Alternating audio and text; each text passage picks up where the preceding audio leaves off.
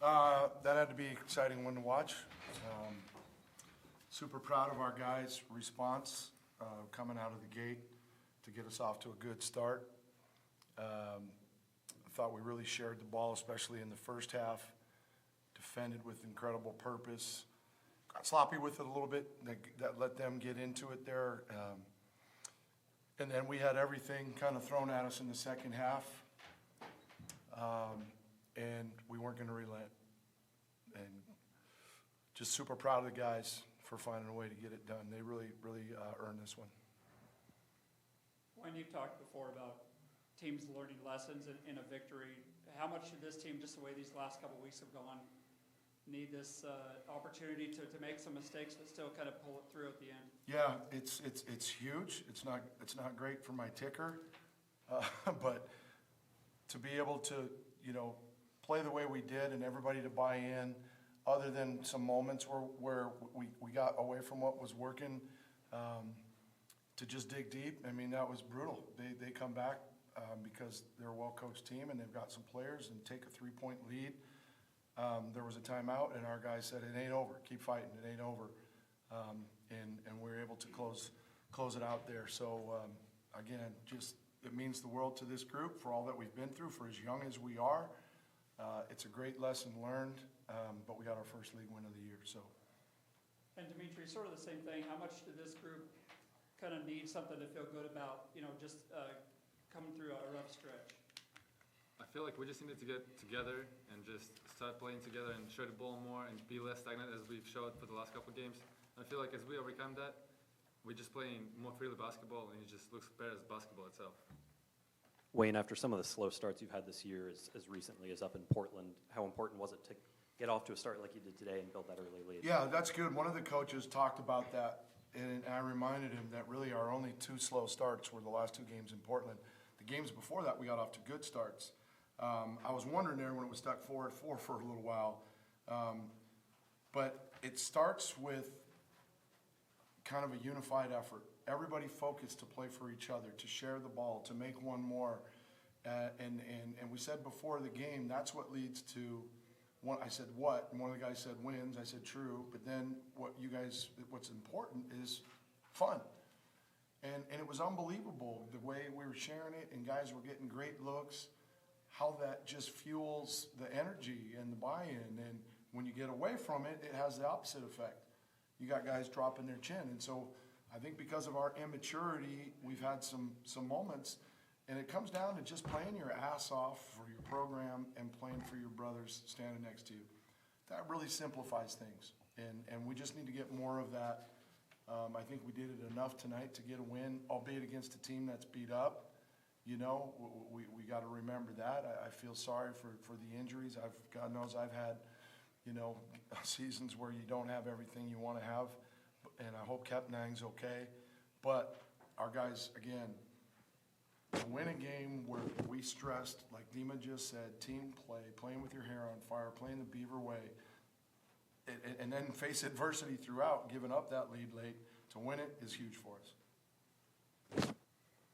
So, Coach, I don't know if you've addressed your team yet or not, but after a win like this, what do you want the message to be moving forward into every practice following this? Because obviously you can't get too confident, but it is huge to start 1-0 in Pac-12 play. Yeah, just kind of what we've been talking about, the fact that when we play hard from the jump, take the fight to our opponent, not sit back and try to play, response-type reaction game, and we play for each other, we can be a good team. We did it against Duke.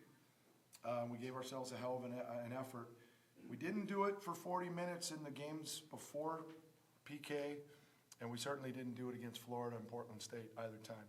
So the lesson is you play hard, you play your butt off for your team, you play for each other, and when you're subbed out, you sprint over, you cheer for the next guy. Our bench was great, guys that didn't play. That's what we need, win, lose, and we'll get there. We just got a really young group. We got a lot of new pieces. Dimitri is one of the few veterans on the team. How important was it you to put it on your shoulders early to get the team off to a decent start? I mean, for me personally, I definitely felt like, since I haven't responded the last 2 games against Florida and Portland State, so I really felt like I needed to step up and put the team on my back. Not like just me, obviously, but like get the energy going and make sure everybody's locked in, everybody's focused, and everybody's ready to go as a unit. And I feel like I did a better job today and helped the team win. Wayne, that's not always an easy defense for a team that's never seen it before. How impressed were you that you guys were able to just jump on that in the first half? That's what had me concerned, is this young team, we haven't seen their zone. We talked about being patient. It looked methodical at times there for a while, but when we got the ball where we needed to, when we had great movement, the whole thing, you got to hide behind the zone. If you're all in front of them, that's where they're really good. And we got great looks. We got looks in transition. Dima started off hitting some threes, although we didn't shoot it great after that. So it was a great test, great challenge. They switched and went man and trapped us. You know, we joked coming down the stairs, if we make some free throws there when we were up 9, take away a couple of those turnovers, then it doesn't come to the wire. But we'll take it. Big thing is we learned some lessons and got a win. And I'm going to speak to both of these guys. We got after Dima pretty good after the Portland State game. And I'm not going to go into detail, but his approach to that game, and he wasn't the only one, and then our bench decorum. We talked a lot about that, and we challenged him. I challenged him. Coach Rev challenged him, and he said, "I'm here for you. I'm never going to be that guy again." Because he is the ultimate teammate. He really is. And for him to respond was huge, right? I've told you a few times we need you to be Dima. Mike's first start. You know, Mike's first start. He's brought some good things for us. We wanted to get off to a good start defensively and rebounding against these guys. And so we thought Mike, you know, when he gets 7 rebounds, he's our second leading rebounder, and he made some good plays for us. I'm really proud of the way he stepped up. And then everybody that checked in. Rodrigue, who is a little banged up and could be down because he's not playing a lot of minutes, he dang near took his jersey off running down the stairs. He was cheering so loud and was fired up. So this feels good, and we just got up to your question again, remind them to not lose it. You know, there's games we might be down. We got to keep battling back and staying together. Coach, to jump to the end after the and one from Dex, you know, you're up by 1, but 8 seconds, obviously plenty of time. What was the defensive message? I guess this question would be for you. What's the defensive message going into that last timeout before Washington's running that? I'm surprised Nick didn't ask me why I didn't blow it and call a timeout when Pope had that ball coming up the sideline. So they came over and asked, and Dexter was like, I said, we got to wait and see if he makes the first, then we'll have an idea of what time and score is. And I said, either way, push it up the court, and we'll call timeout. And then I looked to Coach Rev. I said, if it's a funky rebound or an outlet, we got to stay patient. And man, Pope made a great pass to Dexter for the N1. We used the timeout after the make, and we had a nice discussion on whether we go man or zone. And with 8.6 seconds left, I didn't want to leave it up to chance that they get it up the floor, they drive us, there's a foul, and they win it at the free throw line. So chose to go 32-12, which is our 1-2-2, back to zone. Dexter did a great job of getting a hand on the ball, which took a little more time off the clock. And we had a little debate. Some of the guys wanted to go man-to-man on that end sideline out of bounds with 3.6. We were able, because they were looking at the clock to see how much time was left, to pull them over, and said, no, we can't let them get downhill and have a chance to draw a foul. So we stayed with our zone. They did a great job. Kid, you know, if it goes in, he makes a hell of a shot.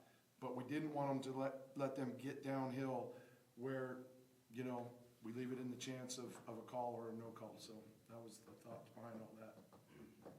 Michael, what do you feel like you learned about your team there and what it takes to kind of pull out a close one like that? I feel like our team learned today how to play better off a start. Like Coach mentioned, we had slow starts in the PK tournament, and I feel like today we had responded great in the first quarter. And yeah, it was a lot of fun to play out there with them and have the confidence for Coach for starting me. And yeah, just grateful for the opportunity. Go Beavs!